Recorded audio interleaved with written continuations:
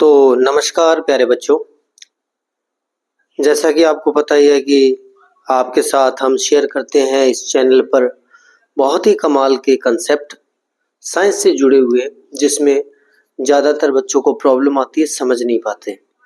तो आज अपनी बात कर रहे हैं वो जो थर्ड लॉ ऑफ मोशन है, जो आप छठी क्लास से या 7th से स्टार्ट होता है, वो स्टडी करते हैं। 11th के अंदर पढ़ रहे हैं। 11th के अंदर आपने पढ़ा होगा न्यूटोनियन मैकेनिक्स के अंदर। कहीं वो आप गलत तो नहीं पढ़ रहे हैं और समझते हैं उस लॉ के बारे में पूरा बेसिक कंसेप्ट क्या है।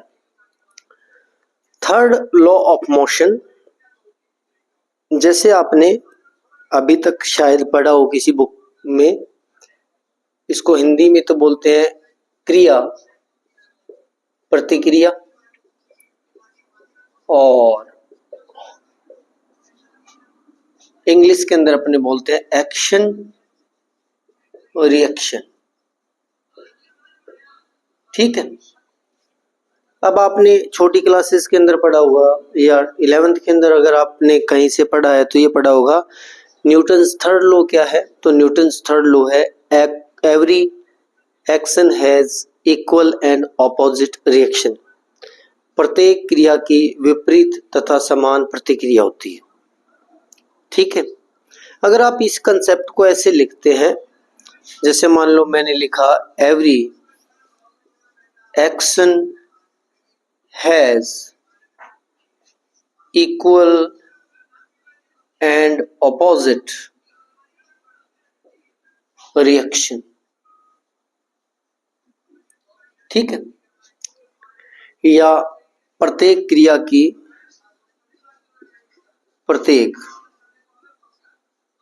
की समान तथा विपरीत प्रतिक्रिया होती है।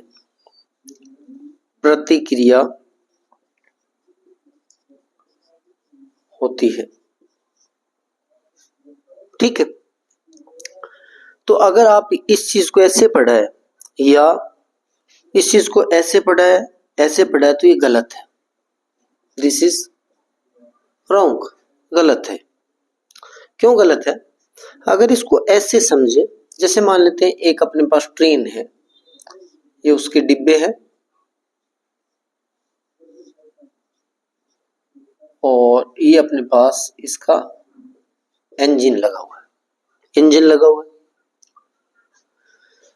अब अगर इस चीज को माने every action has equal and opposite reaction, या प्रत्येक क्रिया की समान तथा विपरीत प्रतिक्रिया होती है, या ऐसा भी मानते हैं कि प्रत्येक फोर्स का इक्वल और ऑपोजिट फोर्स लगता है, यानी F1 लग रहा है तो इक्वल F वर्क करता है माइनस डायरेक्शन के अंदर, ऑपोजिट डायरेक्शन के अंदर। तो अगर ये चीज सही है, अगर ये लाइन सही है, या ये लाइन सही है, तो इस हिसाब से तो कोई गाड़ी जो है अपने वो चलनी ही नहीं चाहिए। कोई भी गाड़ी चलनी ही नहीं चाहिए। क्यों नहीं चलनी चाहिए? कि जितना इंजन इधर फोर्स लगाएगा उतना ही तो ऑपोजिट फोर्स लगने वाला। या फिर इसका एग्जांपल और देखते हैं, जैसे मान लो मैं इस दीवार को धक्का दे रहा हूं, तो जितना मैं धक्का दे रहा हूं उतना ही ऑपोजिट धक्का दे रहा है। और सपोज करो कि मेरी जगह एक जेसीबी आ जाए, वो भी उसको धक्का दे, तो जितना जेसीबी धक्का देगी उतना ही तो ऑपोजिट धक्का दीवार दे रही है। तो इस कंडीशन के अंदर तो क्या होगा भी, जितना फोर्स इधर लग रहा है उतना फोर्स इधर लग रहा है, इक्वल फोर्स लग रहा है, तो इस हिसाब से तो इक्विलिब्रियम में आएगा, साम्यावस्था होगी। तो क्या ये इंजन कभी चल पाएगा? नहीं चल पाएगा। अब कई जगह बोलते हैं कि सर ये प्रतिक्रिया बल से ज्यादा हो जाएगा तो चलेगा, है ना? ऐसे बोलते हैं सर रिएक्शन फोर्स से ज्यादा हो जाएगा फोर्स। तो अगर रिएक्शन फोर्स से ज्यादा फोर्स हो जाएगा, देन ये लाइन कहां पे सही रही? ये लाइन तो सही नहीं रही, इक्वल एंड ऑपोजिट रिएक्शन। अब इस के बाद अपने समझते हैं तो फिर ये लॉ है क्या, और इससे पहले अपने समझते हैं रिएक्शन क्या है। जब रिएक्शन समझ में आएगा तभी आप इस कंसेप्ट को समझ पाओगे। तो सबसे पहले बात करते हैं रिएक्शन क्या है।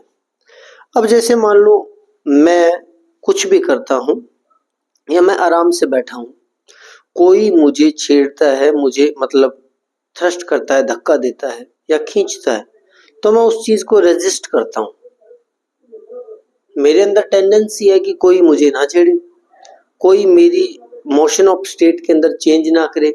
जैसे मान लो एक चीज स्टेशनरी है तो वो स्टेशनरी रहना चाहेगी जब तक उस पर फोर्स नहीं लगता, न्यूटन्स फर्स्ट लॉ बोलता है।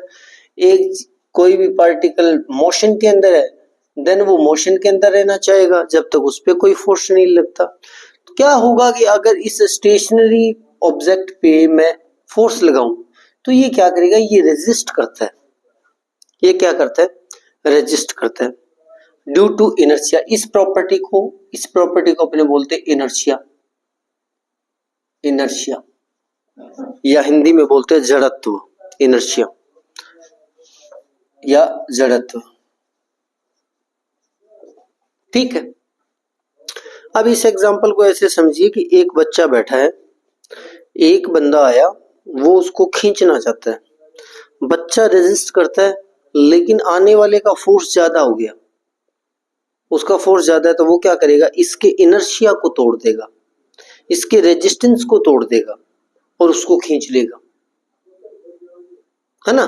तो बेसिकली रिएक्शन क्या है, रिएक्शन एक तरफ से इनर्शिया ही है, इनर्शिया ही है। अब दोबारा फिर से समझते जाएंगे।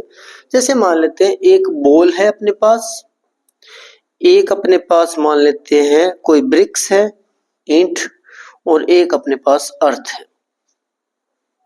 ठीक है, बॉल को मैं फोर्स लगाता हूं तो इसका रेजिस्टेंस कम है, इसका मतलब इसका इनर्शिया कम है, मेरा फोर्स ज्यादा है तो मैं आसानी से इसके इनर्शिया को ब्रेक कर सकता हूं, यानी इसको मूवमेंट करवा सकता हूं। अगर स्टेशनरी है तो ब्रिक का थोड़ा ज्यादा है, उसको भी करवा सकता हूं, लेकिन क्या मैं अर्थ को धक्का देके इसकी पोजीशन को चेंज कर सकता हूं? नहीं कर सकता। क्यों नहीं कर सकता? क्योंकि इस बार मेरा फोर्स कम है, इसका जो रिएक्शन फोर्स है यानी इसका जो इनर्शिया है वो ज्यादा है।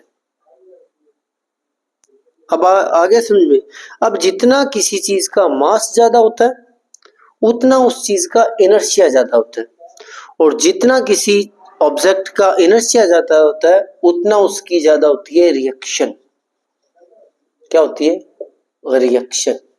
अब जैसे मान लो इस दीवार को अगर मैं धक्का देता हूं तो अब मेरा फोर्स कम है, इसका इनर्शिया ज्यादा है, इट मींस इसका रिएक्शन ज्यादा है, तो मैं इसको नहीं गिरा पाऊंगा। एक जेसीबी आती है, वो क्या करती है, जेसीबी फोर्स लगाती है, अब इसका इनर्शिया कम पड़ जाएगा। अब देखते हैं भी जो आप लॉ पढ़ते हैं उसमें गड़बड़ कहाँ पे है, गलती कहाँ पे है।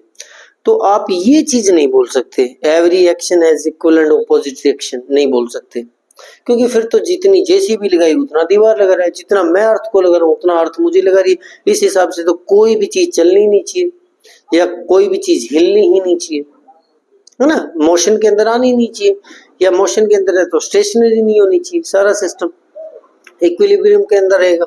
तो आप क्या बोल सकते हो कि basically reaction is measurement of inertia. Note करने वाली बात है, रिएक्शन क्या है, reaction is measurement of inertia. ठीक है, अब इस हिसाब से थर्ड लॉ को अपने क्या पढ़ेंगे, थर्ड लॉ को अपने ये पढ़ सकते हैं कि every action and equal opposite reaction, every action has an equal and opposite reaction in inertial limit, उस लिमिट तक रजिस्ट करेगा। सपोज फिर से मैं एक कंसेप्ट से समझते हैं, एक अपने पास कोई बच्चा है राहुल, और यहाँ पे कोई मैन है, कोई भी मान लेते हैं XYZ, मान लेते हैं X है, ये इसको धक्का देना चाहता है, पुश करता है, तो ये रेजिस्ट करता है। कब तक? जब तक इसकी इनर्शिया की लिमिट है। सपोज करते हैं इसकी लिमिट है 5 न्यूटन, बस 5 न्यूटन रेजिस्ट कर सकता है, इससे ज्यादा फोर्स को ये रेजिस्ट नहीं कर पाएगा। और ये जो एक्स मेल है इसका जो फोर्स है इसके पास मान लेते हैं सपोज करते हैं 10 न्यूटन है, देन ये उसको लगाएगा तो ये 5 न्यूटन तक ही रेजिस्ट कर पाएगा। इट मीन्स 5 न्यूटन जो इसकी लिमिट है, इनर्शियल लिमिट है, इनर्शिया की लिमिट है, रिएक्शन की लिमिट है, उस तक तो ये 5 न्यूटन और ये 5 न्यूटन इधर वाला लगने वाला, ये एक दूसरे को क्या करेंगे, ओपोज करेंगे, इक्वल और ऑपोजिट हो जाएंगे। उसके बाद क्या होगा, अब ये वाला फोर्स जब इस पे डोमिनेट करेगा दूसरे वाले को, तो ये राउल्ट को पुश कर देगा। तो जब आप ये लाइन बोलते हो तब आपको लिखना पड़ेगा इन इनर्शियल लिमिट या जड़त्व की सीमा के अंदर, ऐसा लिख सकते हैं। एज इट अगर ऐसी की ऐसी लाइन लिखते हो तो आपकी गलत है। अब आपको समझ में आ गया होगा कि रिएक्शन क्या होती है और न्यूटन्स थर्ड लॉ सही तरीके से ये होता है। ज्यादातर बच्चों ने रट रखा होगा, every reaction has equivalent opposite reaction, या प्रत्येक क्रिया की प्रतिक्रिया होती है, उतनी होती, समान होती है। ठीक है, क्यों, आपने शायद कुछ न्यूमेरिकल किए होंगे। तो जैसे मान लेते हैं ये अपने पास ये सरफेस है और चलो न्यूमेरिकल वाला कंसेप्ट बाद में करवाएंगे क्योंकि काफी बड़ा हो जाता है। आपने नहीं तो कई जगह देखा होगा कि कई कई जगह तो आर जो है mg को क्या कर देता है, बैलेंस आउट कर देता है, और कई जगह आर mg से बड़ा भी होता है, कई जगह आर mg से छोटा भी होता है, यानी आर ग्रेटर देन mg भी होता है, आर लेस देन mg भी होता है। तो ये था आज का वीडियो, उम्मीद करते हैं कि आपको पसंद आया होगा, और चैनल पर पहली बार आए हैं तो ऐसे ही रोचक साइंस के कंसेप्ट समझने के लिए चैनल को सब्सक्राइब करें, बेल आइकन के साथ ऑल सेलेक्ट कर रहे हैं। मिलते हैं एक नए वीडियो में, तब तक के लिए गुड बाय, टेक केयर।